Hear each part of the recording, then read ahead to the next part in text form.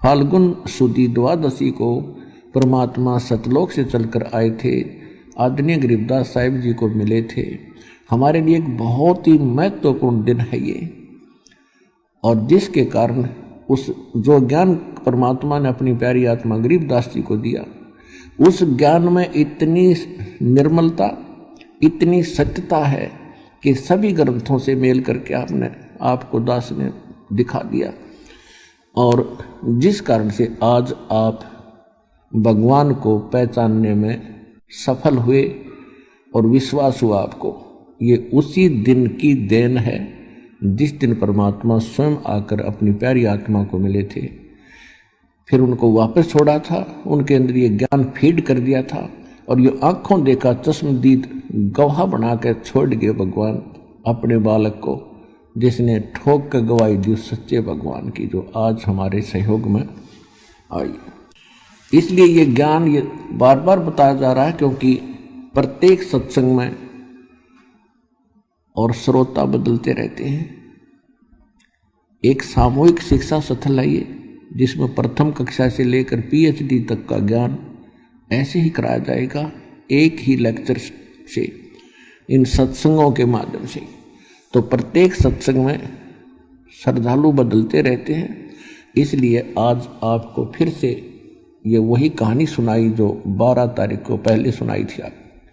तो कहने का भाव यह है कि इसके बाद गरीबदास जी और परमेश्वर जब प्रवेश हुए, जिंदा महात्मा के रूप में परमात्मा थे, और वहाँ जाने के बाद नीचे से जो आत्मा जाती है सूक्ष्म शरीर वाले, वहाँ जाते ही उनके ऊपर एक ऐसा कवर चढ़ जाता है, और उसकी पूरी बॉडी का, शरीर का जो प्रकाश है 16 सूर्य जितना रोशनी हो जाता है वहाँ गए हुए प्राणी का। और परमात्मा के एक रोम में करोड़ सूर्य मिला दे, करोड़ चंद्रमा, यानी ब्रह्म और जीव में इतना अंतर है, सामर्थ्य में भी और उनके नूर में भी। ये कहते हैं जीव और ब्रह्म एक ही है, ये बकवादी लोग थे, न कख भी नहीं पता था। अब क्या हुआ कि परमात्मा जैसे वेद, ऋग्वेद मंडल नंबर 9 सूक्त 82 के मंत्र 1 में आपको दिखाया कई बार दास ने कि परमात्मा जो सारी सृष्टि का रचने वाला सर्व उत्पादक प्रभु है, वो सब पापों का नाश करने वाला है, और वो देखने में राजा के समान दिखाई देता है। राजा कैसे होता है? सिंहासन पर बैठता है, सिर पे मुकुट होता है और ऊपर एक छत्र होता है। तो गरीबदास जी ने आंखों देख करके फिर अपनी अमृतवाणी में कहा है, सवेत छत्र सिर मुकुट विराज, देखत न उस चेहरे नू, कि उस परमात्मा के सिर पे मुकुट है, ऊपर एक सफेद छत्र है। उस मालिक को नहीं देख पा रहे हो आप, क्योंकि आपकी साधना और आपका ज्ञान गलत है। अब गरीबदास जी ने क्या देखा कि परमात्मा बैठे हैं अन्य रूप में सिंहासन के ऊपर, एक रोम यानी बाल में, रोमकूप कहो बाल कहो, रोमकूप वो स्थान है जिसमें बाल उगता है। तो 1 करोड़ सूर्य करोड़ चंद्रमा दोनों की रोशनी भी फीकी पड़े, ऐसा नूर पूरी बॉडी, एक बाल का तो पूरी बॉडी का कितना होगा। तो वहां दिव्य दृष्टि काम करती है, चरम दृष्टि नहीं रहती, चरम दृष्टि देख ही नहीं सकती उसको। तो नीचे से जो साधु रूप में गए थे परमात्मा, जिंदा के महात्मा के रूप में गए थे, वहां एक चवर रखा था, उसको उठाकर जिंदा महात्मा वाला रूप अपने ही दूसरे स्वरूप पर जो सिंहासन यानी तख्त पर बैठे भगवान के सिर पे चवर करने लगे। गरीबदास जी सोच रहे हैं कि भगवान ये है भाई जो सिंहासन पर बैठे, तख्त पर बैठे, और ये बाबा जी यहाँ का कोई इनका पुजारी है, सेवक है। इतना सोच ही रहे थे तभी वो तेजों में शरीर खड़ा हुआ और जिंदा वाला बाबा जी वाला शरीर, बाबा जी उस पर बैठ गए अनंत कोट ब्रह्मांड के सिंहासन पर। अब गरीबदास जी सोच रहे हैं कि भाई कमाल हो गया, भगवान उठ लिया, बाबा जी बैठ गया, और चवर करने लगे। फिर वो तेजों में रूप अपने उस बाबा जी यानी जिंदा महात्मा के स्वरूप पर सिंहासन पर बैठे हुए पे। गरीबदास जी उधर भी देख रहे हैं, उधर भी देख रहे हैं, ये क्या हो गया, ये कैसे हो रहा। इतने में वो सोच ही रहे हैं कि भगवान कौन सा इनमें, सत्य पुरुष कौन है। इतने में वो तेजों में शरीर वाला परमात्मा जिंदा महात्मा के शरीर में समा गए और अकेले वह जिंदा महात्मा वाले शरीर का इतना नूर हो गया जितना पहले तेजों में शरीर वाले भगवान का था। और चौर अपने आप घूम रहा ऊपर ऑटोमेटिक। तब परमात्मा ने कहा था कि बच्चा, सारे ब्रह्मांडों का मालिक मैं हूं और बेटा तू मेरी प्यारी आत्मा था, काल के जाल में फंसी हुई हो तुम। सारी कथा सुनाई, वहाँ देखो ठाठ बाट। परमात्मा ने दिखाया कि सामने देखो जितने भी नीचे 21 ब्रह्मांड में ये गए हैं प्राणी, उन सब के देखो ये मैल नारे नारे खड़े बेटा। वहाँ एक एक कमरे में एक एक झोपड़ी बना के अपना टाइम पास मुश्किल से करें, ऐसे ठाठ को छोड़ के गए, भरी थाली कर लात मार के गए वो मूर्ख। तो वो बड़ा महसूस किया गरीबदास जी ने, भगवान सचमुच है। कहाँ ये तो बहुत सुंदर महल है, बड़े अच्छे बाग बगीचे, आंगन में बड़े ठाठ हैं, फुहारे चल रहे हैं, बड़ी भूल बनी हमसे। फिर गरीबदास जी कहने लगे, मालिक मुझे यहीं रख लो, मैं नहीं जाऊं उस गंदे लोक में।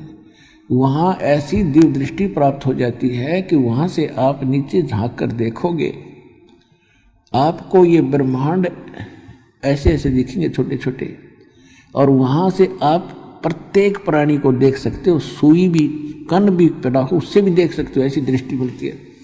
तो वहां जब जाकर देखा गरीबदास जी ने, अपनी छुड़ानी ढूंढी कहाँ सी है वो देखा, और फिर आसपास के देखे हुए, तो उस पूरी पृथ्वी, क्योंकि पृथ्वी स्वयं भी घूम रही है, तो ये सभी दृष्टि गोचर रहते हैं सेकंडों में।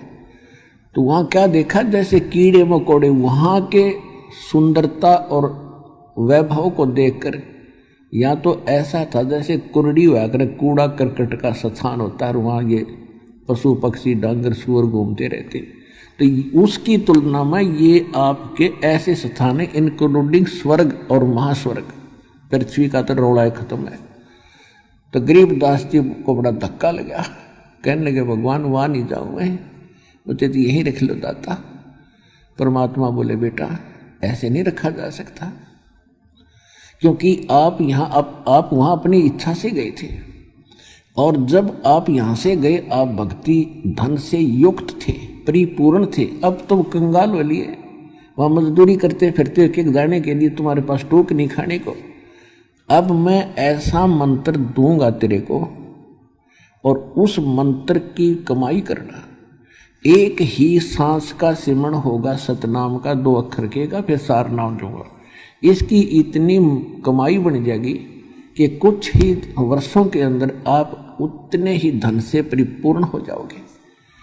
और फिर आपकी इच्छा बन, ऐसा ज्ञान दूंगा कि इस ज्ञान से आपको यह समझ में आएगा कि वो लोक क्या है और ये लोक क्या है। आप तो देख ही चुके हो, और आपको इसलिए लाया हूं, आप वापस जाओगे, जाना पड़ेगा, क्योंकि आपको भक्ति करनी ही पड़ेगी, वैसे नहीं रह सकते, ये नियम है मेरा। और मैं तेरे साथ रहूंगा बेटा, जय तू मर्यादा में रहेगा और मेरी भूल नहीं पड़ेगी, तेरे ऊपर कोई आपत्ति नहीं आने दूंगा, तेरे साथ रहूंगा, एक सेकंड सेकंड की तेरी केयर टेक करूंगा, मेरे से छुपा नहीं कुछ भी। तू भक्ति करना, ये सिमरण करना, और जाके मेरा गवाह बन, तेरे भाई बहनों को जगा, उनको समझा, इसलिए तुझे यहां लाया हूं। और तेरे से पहले हमने सुल्तान इब्राहिम सुल्तान को और दादू जी को और नानक जी को हम यहाँ लाए थे, उनको ये स्थान दिखाया था, और फिर उनको छोड़ा था, उन्होंने भक्ति की बेटा, और वो फिर यहाँ आए हैं। तो ऐसे ही आप जाओ। और मैं और बताता हूँ तेरे को, 120 वर्ष में काशी में धाणक एक दुल्हे की भूमिका किया करता था, और उस समय भी मैंने ज्ञान प्रचार किया था। लेकिन इस काल ने अहमद धर्मदास जी को भी यहाँ लाया था, मुल्कदास को लाया था, और भी बहुत से लिख बताए उन्होंने। लेकिन धर्मदास जी ने जो मेरा ज्ञान लिखा था, जो 120 वर्ष तक मैंने रहकर बोला था, काल के भेजे हुए इन 12 पंथों में इन्होंने उसमें काफी परिवर्तन कर दिया। अब मैं तुझे वो ज्ञान पुनः दूंगा, तेरे अंतःकरण में फीड कर दूंगा, और तू वहाँ जाकर बेटा इसने सुनाना और लिखवाना।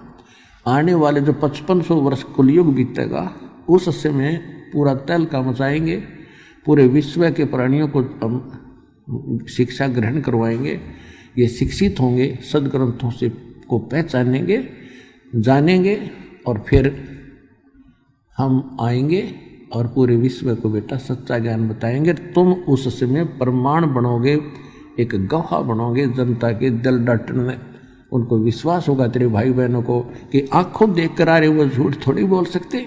और गरीबदास जी 1400 एकड़ के मालिक थे, किसान थे, जाट थे, तो कोई भिखारी नहीं, भाट नहीं थे, किसी स्वार्थ से उन्होंने झूठ बोला हो। तो इसलिए ये दृढ़ता आवेगी प्रत्येक प्राणी को कि जो गरीबदास ने कहा वो सारी सच्ची, तू जा बेटा। तो परमात्मा का जो काम होता वो कच्चा नहीं होता, वो निष्प्रयोजन नहीं होता। तो गरीबदास जी को इतना समझाने के बाद वो राजी हो गए, कहने लगे परमात्मा साथ रहियो दास के, वो तो गंदा लोक है, वहां तो एक सेकंड का भरोसा नहीं कि बिजली गिर जाए। परमात्मा देख रहे थे गरीबदास जी, किसी ब्रह्मांड में प्रलय हो रही है, किसी में आग लग रही है, किसी में पानी भर गया है, कि तो हाहाकार मच रही है। तो उस लोक को देखकर जो शांति वहां थी, उसके बाद जितने भी ब्रह्मांड थे, 7 संघ अक्षर पुरुष के, 21 ब्रह्मांड इस काल सरपुरुष के, सब में हाहाकार मची दिखाई देती। तो वो है वो शांत स्थान। गीता अध्याय नंबर 18 के श्लोक नंबर 62 में कहा कि अर्जुन तू सर्वभाव से उस परमेश्वर की शरण में जा, उस परमेश्वर की कृपा से तू परम शांति को और शाश्वतम स्थानम, यानी उस शाश्वत स्थान को, उस सत्यलोक को प्राप्त होगा, सनातन परम धाम को प्राप्त होगा। गीता अध्याय नंबर 15 के श्लोक 4 में कहा कि जहाँ जाने के बाद साधक फिर लौटकर कभी वापस नहीं आते। तो वो स्थान देखा गरीबदास जी ने, और फिर आकर के यहाँ वो ज्ञान बताया।